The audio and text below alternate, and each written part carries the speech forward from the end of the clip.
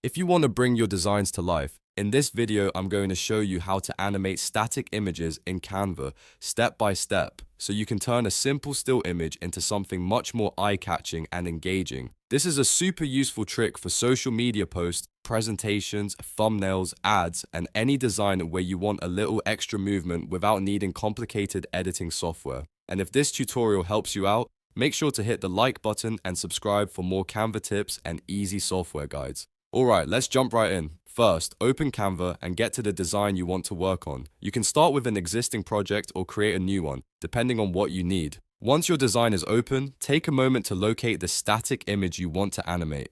This could be a photo, a graphic, a product image, or even an illustration. The important thing is that the image is already placed inside your Canva design and ready to edit.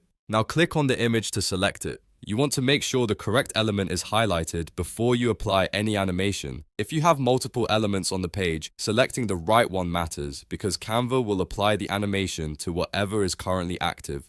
Once the image is selected, look at the top toolbar and click on Animate. This is where Canva gives you different motion effects you can apply to your design. After you click Animate, Canva will show you a list of animation styles. Take your time and browse through the options. Some animations are subtle, some are more dynamic, and some are better for social media or promotional content. Choose the style that best fits your image and the mood of your design. For example, if you want something clean and professional, a gentle movement effect may work best. If you want something more energetic or attention-grabbing, you can choose a more noticeable animation.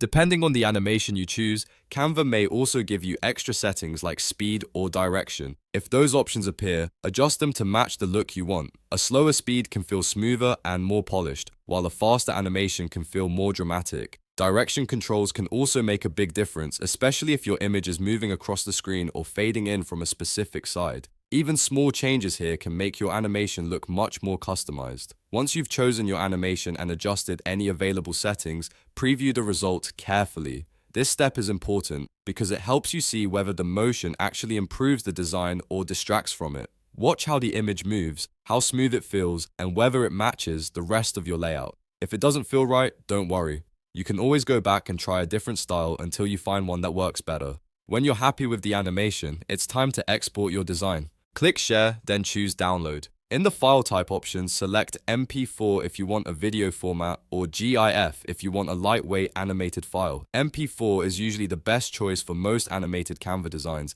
especially if you want higher quality playback.